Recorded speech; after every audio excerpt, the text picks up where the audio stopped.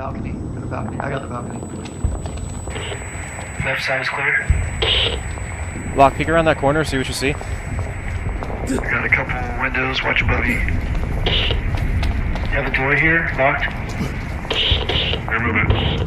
Every single time that I see this new game in action, it just makes me want to play it even more. There's so much to this project that I think people don't know about and that I didn't know myself up until this gameplay video and the brand new details that we have had. This game now feels more immersive, it feels a lot more playable. The levels and animations are almost all done and the developers are now ready to show off 6 Days in Fallujah in all its glory with a lot more frequent updates and gameplay. Reminder that this game is releasing sometime in 2023, so they will be more active with gameplay footage very soon too.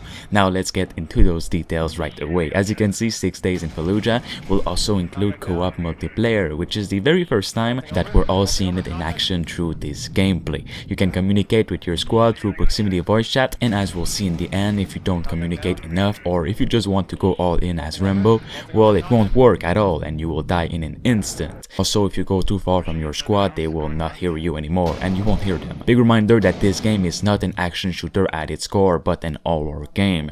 It is a realistic depiction of a real-life event where absolute horrors have happened, and you're playing as one of the real-life soldiers experiencing it. Just like real life, every single move you make, whether it be outside in the many villages and deserts, or inside in the pressure-dreaded buildings that are never the same, well, every single move could be your last. One shot and you're dead, or almost dead, and in need of help from your squad. Whether it be with your AI-controlled squad in single player or with friends, you will need to communicate at all times and give orders so that everyone knows what they're doing. The new gameplay video that released focused on breaching a building or compound, and before breaching a building or compound in Fallujah, the devs said it is absolutely essential to take a moment to pause, listen, and observe across the entire fire team. How many windows does the building have? Are insurgents visible from the outside of the compound? What material is the front door made of? Can you hear anyone inside? Orientation and decision phases follow immediately afterwards, with every communication between the fire team on threats, roles, and responsibilities, and also changing variables in combats. Enemies could be flooding the first floor, and the only viable entry point is on the roof, for example.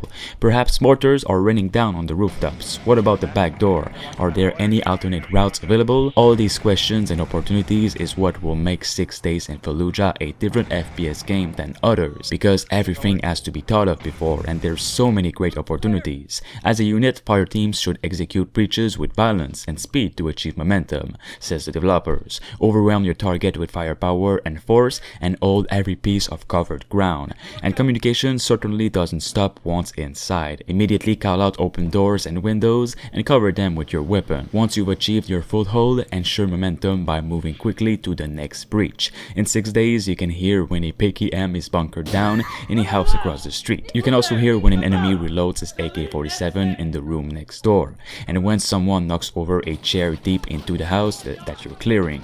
However, authenticity doesn't come without its own unique set of challenges, especially when tackling audio in a video game like this, so 6 Days in Fallujah will be pretty unique in that sense. For more on this game, like this video right now and subscribe.